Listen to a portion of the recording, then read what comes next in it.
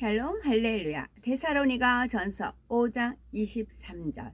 평강의 하나님이 친히 너희를 온전히 거룩하게 하시고 또 너희의 온 영과 혼과 몸이 우리 주 예수 그리스도께서 강림하실 때에 흠없게 보존되기를 원하노라. 아멘.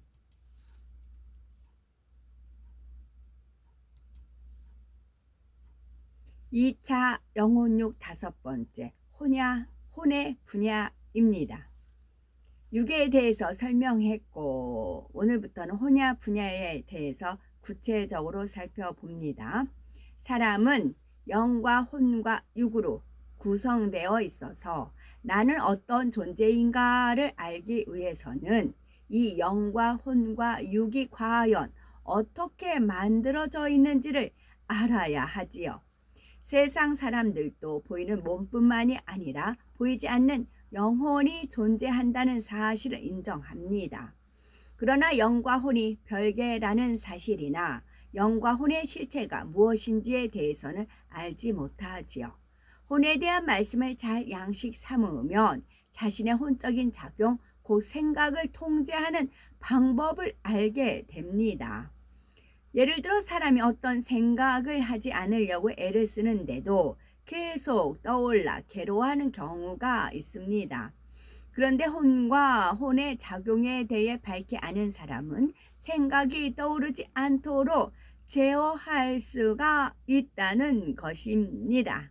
어떤 사람을 미워하던 사람을 사랑하려고 해도 막상 그를 보면 미운 감정이 먼저 떠올라서 사랑하기가 어렵다고 하지요. 이때도 자신의 혼적인 작용에 대해서 밝히 알면 미워하던 사람을 사랑하기가 쉬워지지요. 그러니 성결을 이루는데도 혼을 알고 다스린다는 것이 너무나 중요합니다. 사전에서 혼이라는 것은 사람의 육체 속에 깃들여 있어서 정신작용을 다스리는 것으로 생각하는 것이라고 정의하고 있습니다. 넉, 얼, 영혼, 영 이런 것들과 동의어라고 기록이 되어 있지요. 그러나 하나님께서 알려주신 영의 혼의 정의는 이와 다릅니다. 사람의 머리에는 뇌가 있고 그 안에는 기억 장치가 있습니다. 사람이 자라면서 얻는 지식들, 곧 보고 듣고 배우고 체험한 수많은 내용들이 이 기억 장치 안에 저장이 됩니다. 이렇게 저장된 지식들, 곧 기억된 내용들을 다시 떠올리는 것이 생각입니다. 그리고 머릿속에 기억 장치와 그 안에 기억된 지식들, 그리고 그것을 떠올리는 생각을 통틀어서 작용을 통틀어서 혼이라고 합니다. 저는 제 영혼육을 주님께서 많이 주관을 해 주시지요. 그래서 어제 같은 경우는 출구를 전철을 탔는데 출구가 너무 긴 겁니다. 그래서 어느 전철을 통과할 정도로 이렇게 출구가 길더라고요. 근데 전철이 한 대가 그냥 섰어요. 그 전철을 지나가야 됩니다. 그 지하철 안에 그냥 이제 광화문 쪽으로 돼 있어서 탔어요. 타서 이제 한정거장에서 광화문 내렸어요. 내려서 출구가 어딘지도 모르겠어요. 그래서 주님이 이끄는 대로 그 출구로 나갔어요. 나가서 쫙 봤더니 분수대가 있는 겁니다. 그러면서 햇님이 반짝 비쳤지요. 주님께서는 이 분수대를 보여주고 싶으셔서 이게 스페인 갔을 때도 그 분수 이렇게 하는 게 있었어요. 거기는 스페인이 지금 그때 문신한 사람들이 많다고 했잖아요. 그래서 원수마귀 사단 루시퍼의 작동에 의해서 일어나는 그런 지옥의 파노라마였어요. 그 분수가 쫙 하는데 거기서 온갖 불빛이 하는데 제가 보기에는 지옥의 파노라마를 연상하는 그런 분수쇼였거든요. 근데 이제 어제 본 거는 막 그러면서 천국에서 분수가 있는 그것을 떠올려 주시더라고요. 그래서 합력하여 선을 이루시지요. 그냥 감사합니다, 감사합니다 하면 되더라고요. 저 같은 경우는 그래요. 자, 자, 그것을 떠올리는 생각의 작용들을 통틀어 혼이라고 합니다. 사람이 자라면서 얼마나 많은 자료를 보고 듣고 입력했는가, 그 자료들을 얼마나 많이 기억할 수 있는가, 또 얼마나 적절하게 활용할 수 있는가에 따라서 지능 지수가 달라집니다. 이처럼 사람의 뇌에는 기억 장치가 있어서 부모님, 선생님, 친구들, 그 밖에 여러 사람들과 책, 텔레비전 등을 통해서 보고 듣고 기억해 놓은 것이 있고 계속해서 그런 자료들을 떠올리고 적용하면서 수많은 생각들을 해 나갑니다. 따라서 사람에게 있어서 혼이라는 것은 심장부와 같이 중요한 것이고 육체는 심장부에 덧입혀 있는 옷과 같습니다. 그런데 두뇌의 기억장치 안에 어떤 자료들을 어떻게 입력해 놓았는지에 따라서 혼의 작용이 달라질 수가 있습니다.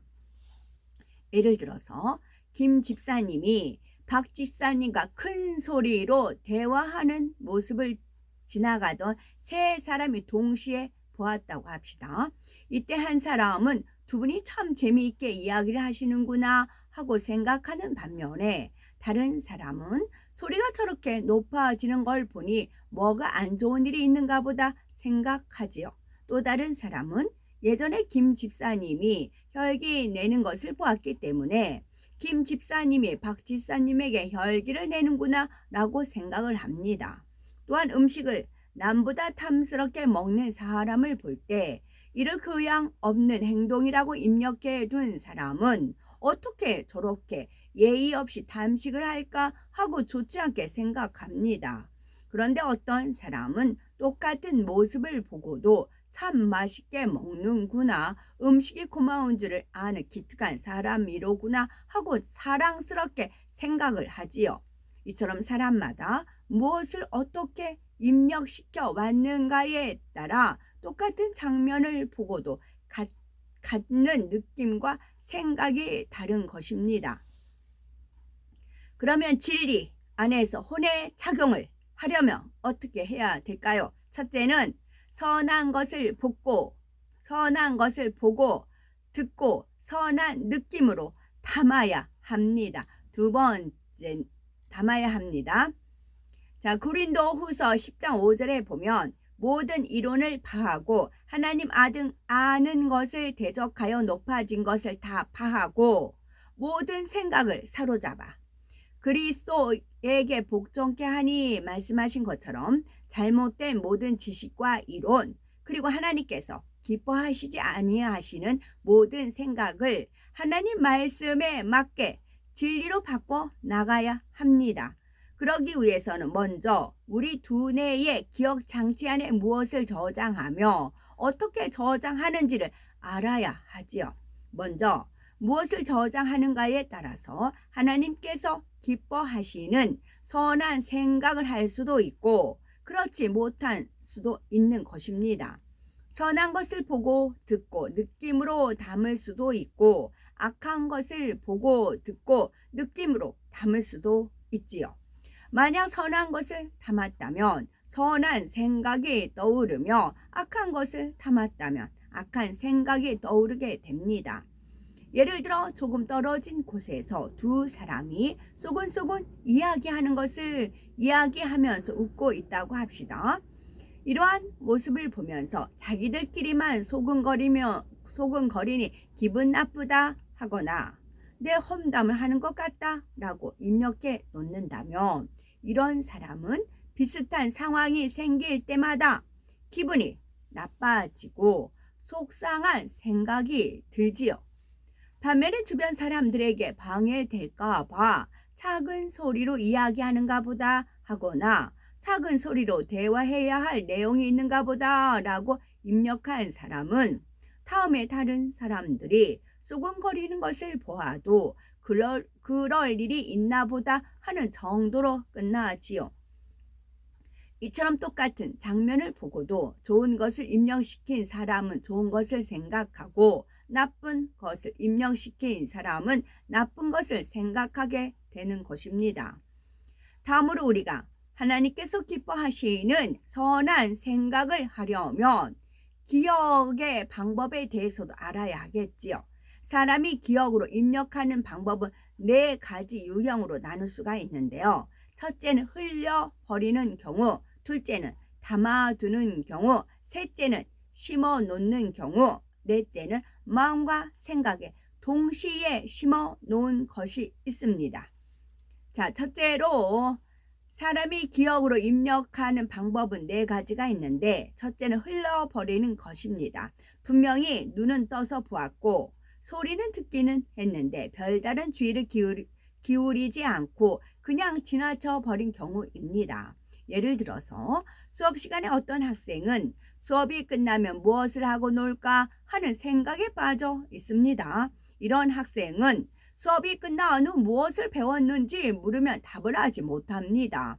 분명히 수업 시간에 자리에 앉아 있었지만 선생님의 설명을 흘려버렸기 때문에 전혀 담아지지 않은 것이지요. 둘째로 담아둔 것이 있는데요. 고향에 계신 부모님이 농사를 짓는 분이라면 논을 볼 때 부모님과 연관을 지어서 기억해 놓을 수가 있습니다. 아버지도 농사를 지으시는데 여기도 논이 있어서 곡식이 익었구나 이런 생각을 하면서 논을 바라보는 것이지요. 이 정도로 담아두면 보았던 장면들이 대충 기억이 나지만 상세하게 설명할 수는 없고 시간이 지나면 쉽게 잊어버리게 되지요.